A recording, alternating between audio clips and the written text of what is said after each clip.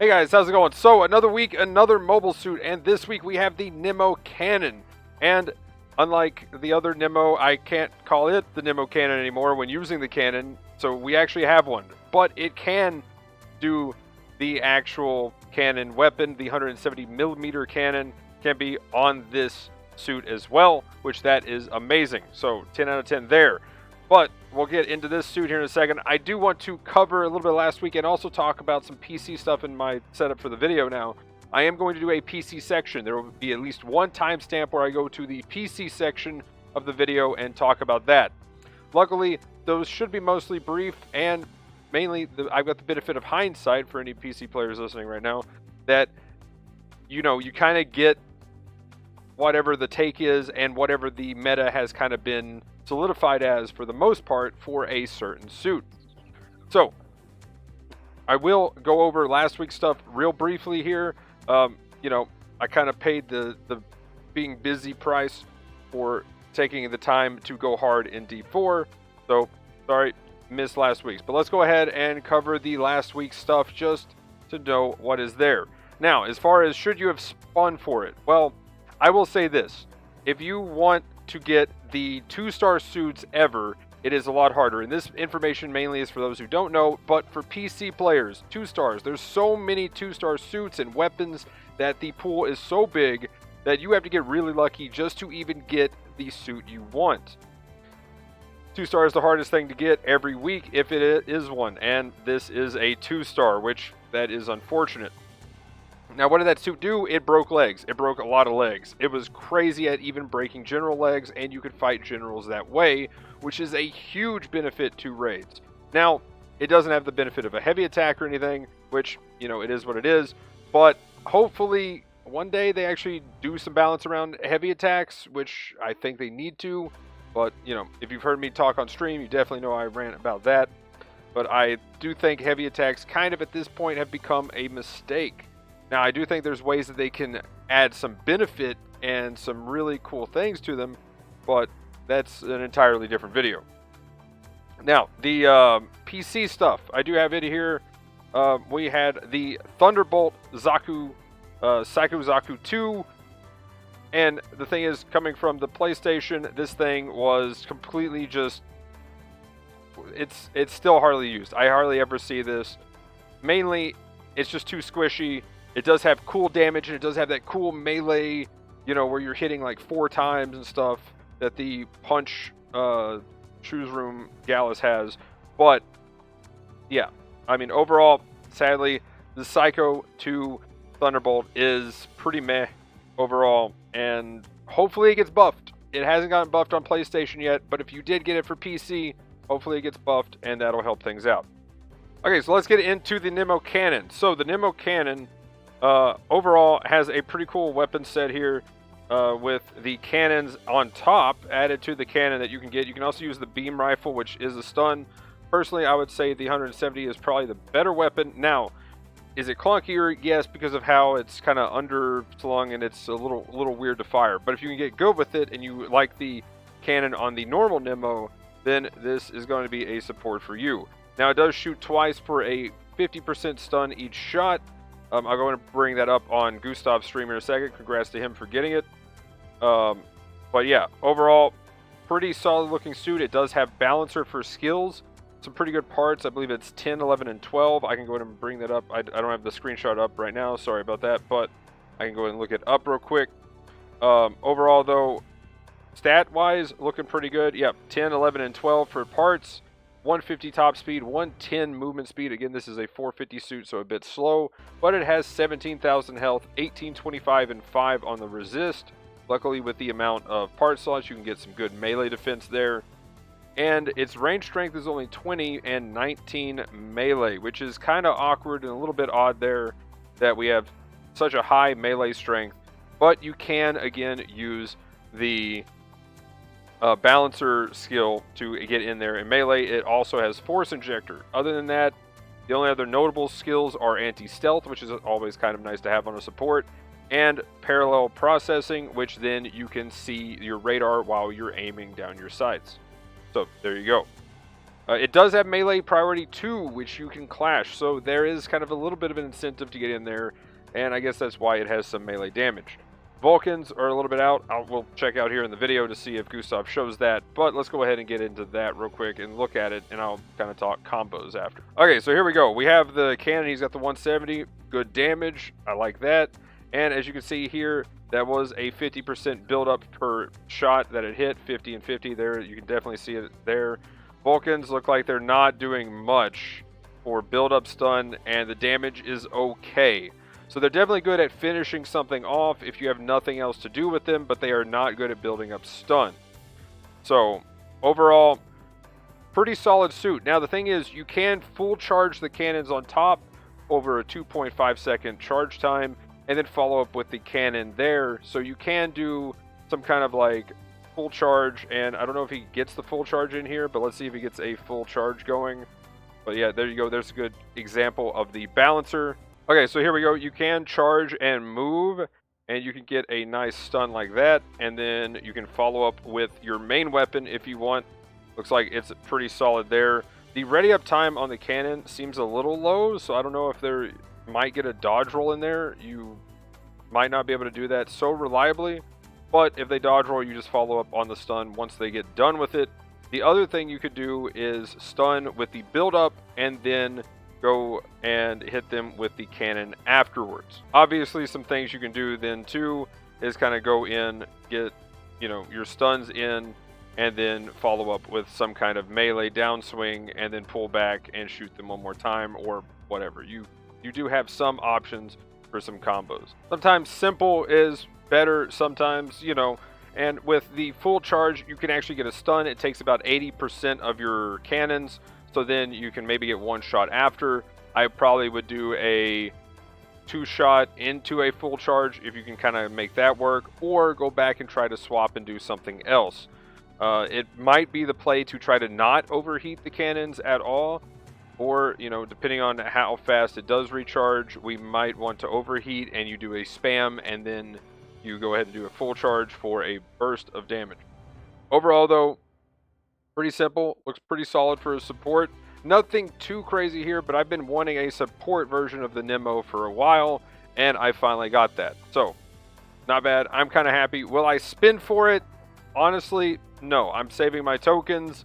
I might do one. I'll do one because it's a support. If it's going to be a one and done, though, because I got to get back up for the next 4-star. I'm hoping the next, like the Rosen Zulu, if that is going to be a support, I'm definitely going to be trying to go for that. Overall, though, it is what it is. Now, on the PC, I might be spinning for this suit. But, the suit this week. Other than that, though, we have the S Gundam. It was a insane powerhouse. Can highly recommend going for this if you are a raid player. 600, this thing is a beast. Even with me flailing around, I do a ton of damage, and yes, it does have a heavy attack. This thing is actually cracked, and now there is a level 1 and a 2 in the game, so you can have a chance at both, and personally, I think it would be fine even at 650. Clan match, oh yeah, also in the, where's it at? I'm missing one of the things here. We also have in the DP store, the Toast Rider, level 2. It is a really solid suit. Now, personally, I think it is kind of outscaled at 700, but there it is. It's in there now if you want it. And then in the clan ranked, we have 6v6 450 impact sight, and that's going to be another late night one. So there it is. That is the PlayStation stuff. Let's go through the PC stuff real quick. So here is going to be the start of the PC section, and I'll go ahead and look at this. Clan ranked coming up, going to be early one as well, but it's different. 6v6, 500 cost, lunar debris field, target shuffle, and it is the weapons rack. Do we have a different? Are we on? Yeah, no, they're the same thing right now. So same thing, but I'm guessing different. I can't remember when we got the weapons rack as the actual clan rank suit, but there's that. Moving on up, there's a Q&A section here. I already looked through some of this. Nothing too crazy here. Most of it is just, asking about why why can't you turn up your mouse speed to turn faster? And that, that's just part of the game. If you play anything like Mech Warrior or whatever, there's that. And then we have the, is there cross save and stuff? There isn't, which, it is what it is. So yeah, nothing too crazy in there. Also, it kind of gets funny because it's like, how do I turn on the internet? Like, it's like one of the questions. So I'm like, what? But anyway, this week though, I'm just going to go from the bottom and go up, I guess. We have the Zeta level 3, which at that point is kind of power crept at the level. Not that great. But a Rick Deja level 1 and 2, I really want to try this suit because, again, on PlayStation I can't really aim. And I think this suit has some really awesome damage potential if you're not missing. Now, if you're not missing your shots, the Rick Deja is great. I've seen it have actually some good numbers, and I'm pretty sure this is all the post buffs to the Rick Deja. I don't think there's another one coming. If there is, then oops. But I'm pretty sure this thing has already gotten all of its buffs, so it'll be at its peak. And then again, the only problem on PlayStation is that people miss their shots. If you time it right with your overload skill and you hit your shots at the right time, this thing does crazy damage. I think it has some awesome potential to be a little bit better as a support on PC than it does PlayStation, just because aiming. Now, this is also, I'm talking about myself. I literally have the stats to show my hit rate on PlayStation, garbage. My hit rate on PC, awesome. I mean, I can't beat mouse and keyboard for myself. Just saying. Next, we have the Aqua GP01. This came out when the GP01 got its buffs. Pretty good suit if you need a general at 600. This one is definitely very solid. Can recommend kind of going for this. Sorry, 550 as well as the main level 1 cost, but this should have both of them in the banner. And if you prefer to spin on that rather than the support we're about to talk about, and you need something 550 or 600, that's pretty good. Now, personally, I think there are some good 550 and 600 suits you can buy for DP to compare to this thing, now that we've kind of seen this suit in hindsight.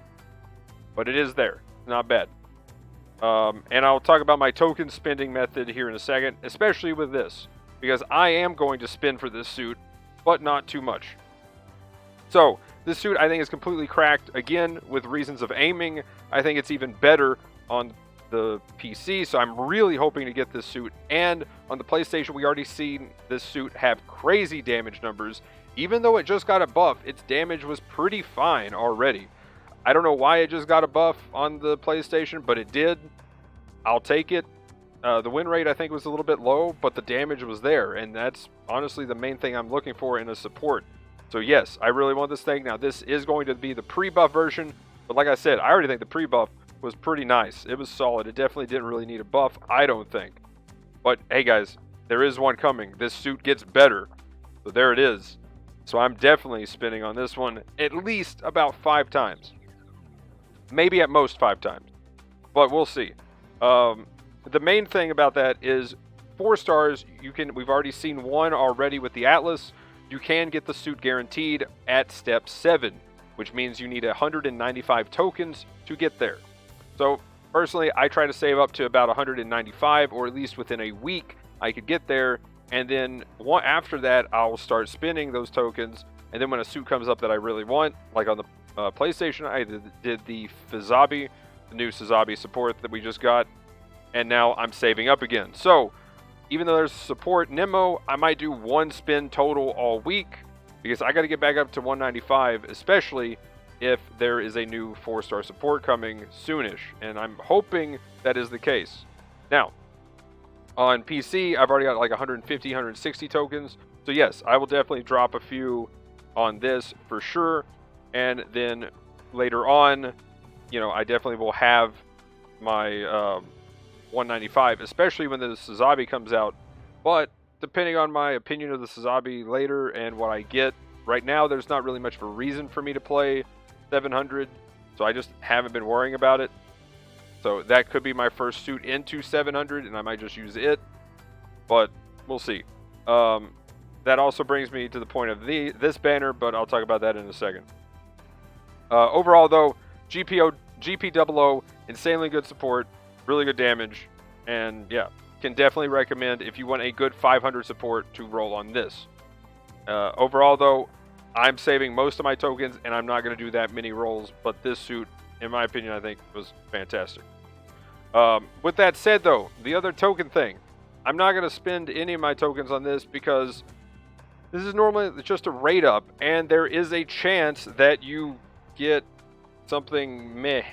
Like, honestly, the B-Packs still needs a buff. I think it already got a buff. This probably is post-buff 1. But I'm pretty sure it got a buff, and I still think it needs one. So it's kind of lacking for me personally. Phoenix, though, amazing general, does a lot of range damage, and can get a really awesome combo down if you're really tight with your combos from doing essentially its funnels where they go through an attack. Really good suit. It's the ranged unicorn, essentially, which is why I'm surprised it wasn't a support. And it's even yellow, all I'm saying.